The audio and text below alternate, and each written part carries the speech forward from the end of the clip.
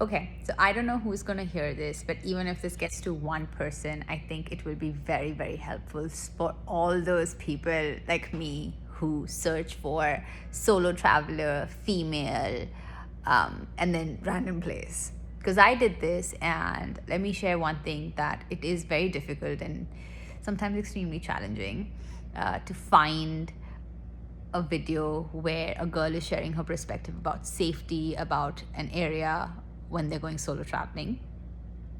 I am probably never going to use YouTube and upload videos again. I don't usually do this, but this is really a video for, even if it gets to one girl out there who's trying to plan a trip, then I think this would be super helpful. I don't know about different places, but I can share that I had done a solo trip to Philippines very recently. I went to an island called El Nido, and let me tell you one thing. People in Philippines are so kind, so sweet. I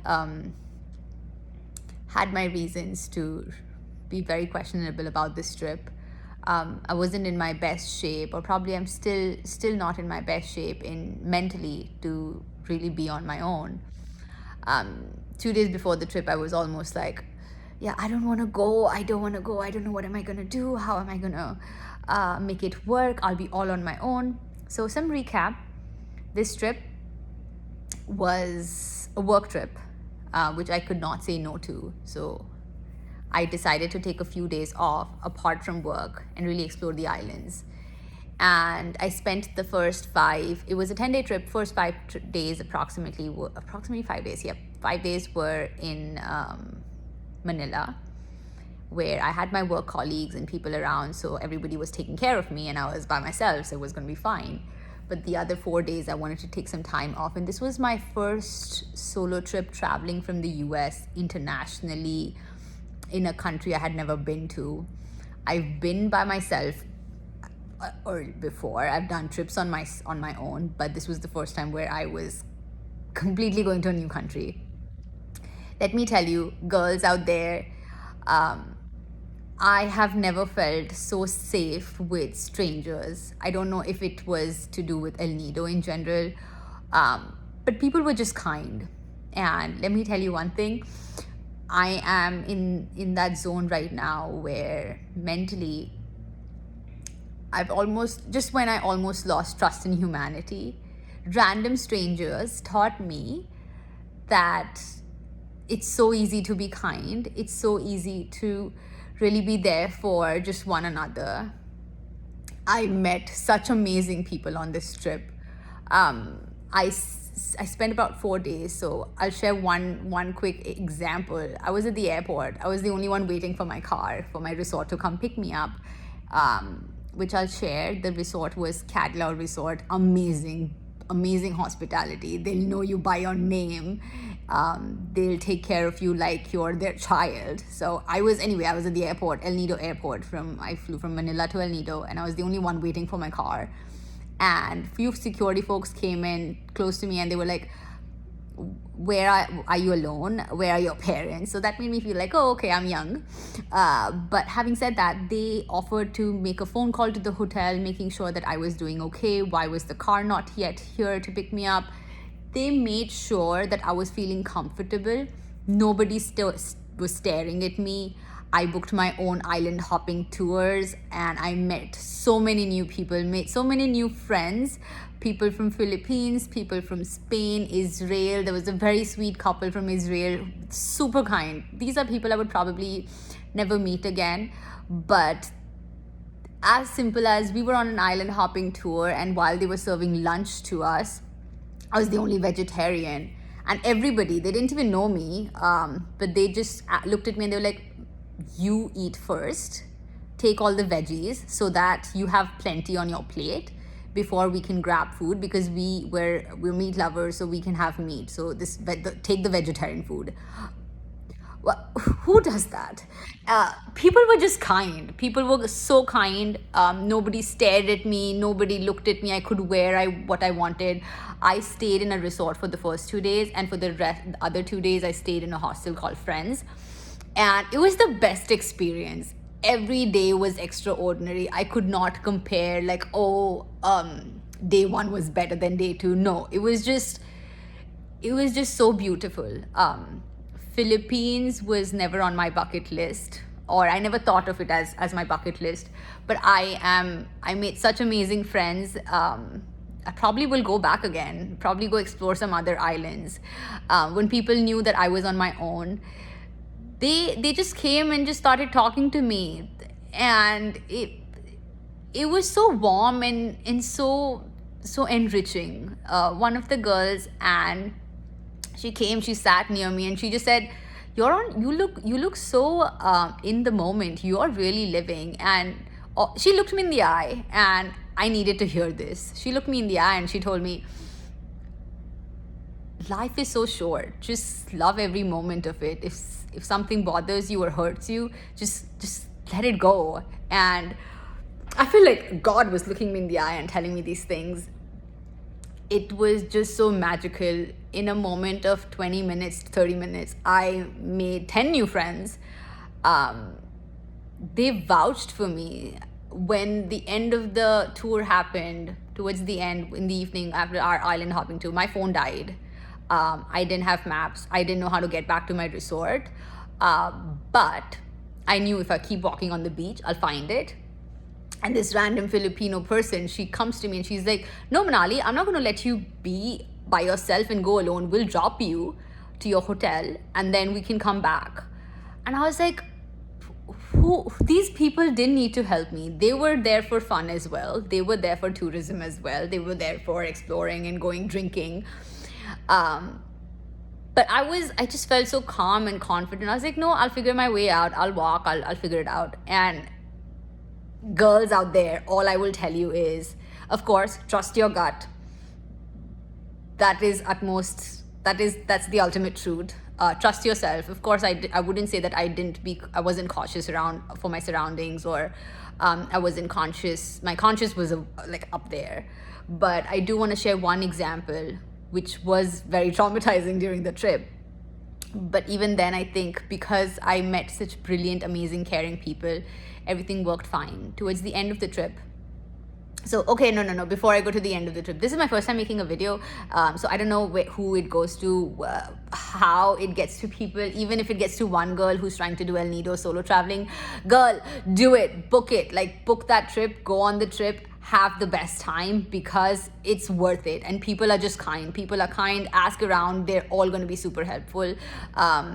I can share which hotels or where I stayed. Happy to answer any questions if I can. But book that trip. It's safe. It's easy. I only did El Nido because I was nervous of doing multiple island hopping, but just book it. Okay, so last day when I was heading out of El Nido, I had my flight back to Manila, and then from Manila, I was going to fly from El Nido to Manila in the night, but I was supposed to get to Manila at 11 o'clock in the night, and I had another flight to the US, which was at 9 in the morning, so I had about 10 hours between my two flights. So I get to the El Nido airport, and before I get to the El Nido airport, I am just chilling at the beach, enjoying the sunset. I was like, oh, I'll just enjoy the sunset and then I'll leave for the airport. So I enjoy my sunset, and then I head to the airport, and as soon as I get to the airport, I'm at the check-in counter. They tell me, oh, your flight has been cancelled, and we've been trying to reach out to you, but we haven't been able to reach out to you. And that's when panic kicks in, because there is something with me and flights. It has to get cancelled. Some drama has to happen. And that's when I was almost in tears. I was like, okay, now I want to go home, because if I miss my flight from El Nido to Manila, my flight from Manila to the US, I don't know, I won't be able to make it in time. And so I asked them, I was like, okay, when's the next flight? Can you get me on a flight sooner? And they were like, yeah, the next flight is 7 o'clock in the morning. So I would have missed my flight. And I was like, no, you have to do something. And there were around 7 to 8 airport staff. They were really, all the women out there, they were like figuring out how to get me to the next plane, what's the next best possibilities, how can I get to Manila in time. And they figured out that there was another plane at 6 o'clock in the morning from Puerto Princesa, which is 5 to 6 hour drive from El Nido. And now this is at 8 o'clock in the night. So I'm like, I'll do whatever it takes. And so they booked me a car, and they booked another flight for me for Puerto Princesa, and oh my God, I am literally putting my trust in these people. And from 8 to 2 o'clock in the night, I'm gonna be in a car with two random men. So as a girl, it feels scary. It feels different. At this point, I have internet, but I don't have a phone number. I just had an eSIM. I didn't know what the path was, but I asked the lady who was booking the car for me. I was like, "Is this car going to be safe for me?" And that airport staff, she looked at me, she smiled. I don't remember her, I don't know her name, but I remember her face. And thank you so much. If it ever gets to Air Swift Airlines, she looked at me, she smiled, and she's like, "Oh, my husband and my father are driving. My husband or my father, they're driving you to the airport." And I was like, okay, I'm just going to have to put my faith. And mentally, things run in your mind. So mentally, I was like, okay, the worst can happen to me. What if these people stop the car in the middle of the night? Because at 12 in the night, I'm driving on these roads and I don't know where I am. But they were just helpful. They dropped me at the airport. They were up, they drove. There were times when they stopped the car at the corner of the street, and it freaked me out, like, where are they going? Am I going to be safe? I sent my live location to my family, but because of the roads and there was no network, so I was like, if I die, nobody will know. And what is going to happen to my family? They're going to be traumatized forever. So that was drama, but that was just, your mind making those statements. And I was like, okay, all I cared was to bloody get to Manila airport in time so I can catch my big plane back to the US. And so while I did that thinking, I was like, no, I'm not going to sleep. So I didn't sleep at all in the car. I kept myself alert, like where we're going. I kept talking to my parents. Whenever I got network, I tried to send them my live location. I just didn't even know the names of these people, but they were super sweet and kind, and they dropped me at 2 o'clock in the night at the airport, which brings me to another piece. Girls, guys, whoever's watching this, if you are booking your flights, please get on airport in time, because when I got there at 2 o'clock, they told me the airport is shut, which would not open up until 3 or 4 in the morning. So now I am outside the airport on a random street with my luggage, because these people dropped me and they left.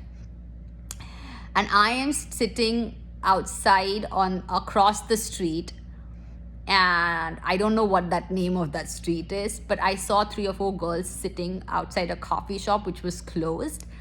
Apparently, I think it was the late night shift, but just women in Philippines. And everybody looked at me, it's like, oh, you're traveling on your own, how are you doing it? And they were pretty impressed by me, but I was shitting my pants. I was trying to, but yeah, it was one of those times where it was 2-3 in the night, but I was so tired that I couldn't feel scared anymore. So honestly, I will say that I didn't feel scared. I was just, all I cared about was catching my plane, and I was ready to do whatever it took to get to my my plane for Chicago. And while I was there, those 4 girls, they were like, okay, now we're going to head out. So I was like, oh shoot, now I'm going to be alone. I'm going to be by myself. And then just when those girls were leaving, another van came with 4 other girls. So I had girls with me at 2 o'clock in the night, and it was curious, I made friends while I was sitting at 2 o'clock in the night. I'm sitting with them. It was just amazing. But anywho, the airport opens up at 4 o'clock in the morning or 3 o'clock in the morning. I got to the plane, super exhausted. Got to Manila, ran with my bags, and I was the last person to check in, but I made it in time for the Manila, made in time to the terminal, made in time for my plane, and I was safely back home. All I want to say is, there was drama on this trip, there was stress on this trip. I have been going through a lot of things recently in my life, and all I can say is that Philippines has my heart. The waters are so clear, people are so kind, everybody's sweet. I gained so much from this trip. The confidence that I was craving for, I was able to find it.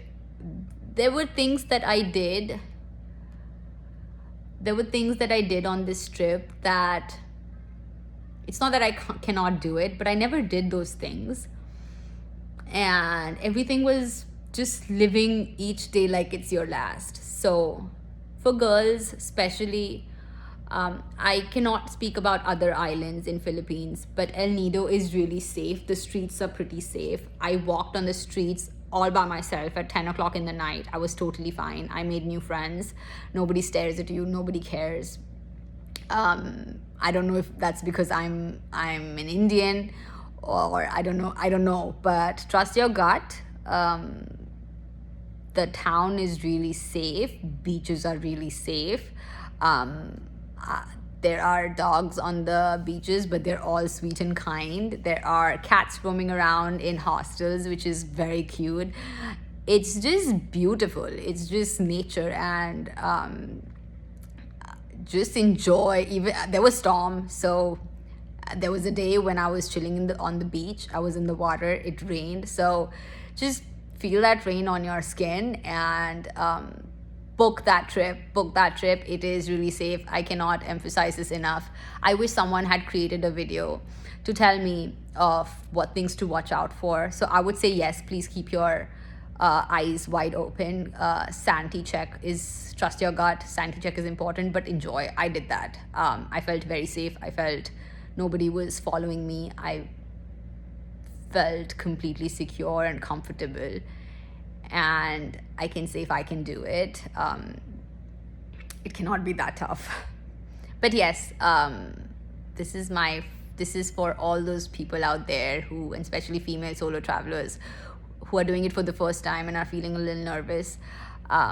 Just book a safe hotel if you feel that, or a more touristy spot if you feel a little uncomfortable and this is your first time. I tried both. I went to a hostel and I did a resort because I wanted to have the perks of both, and I would say both of them were equally fun. So if someone else ever tells me like, would you go back to Philippines, 100%. And this time I would go a little more budget friendly, I guess. It's cheap, but I would still go a little more budget friendly, and I would try more crazy things. That's all I can say. So yeah, if there is anything that I can answer, I would be happy to do that. But you're safe, and Philippines is great. And thank you so much, Filipino people. I've never met such kind people. Just when I lost faith in humanity, you made me believe that no, humanity does exist, and strangers can be so kind to you. And thank you for making me love Philippines in ways that I never thought I could.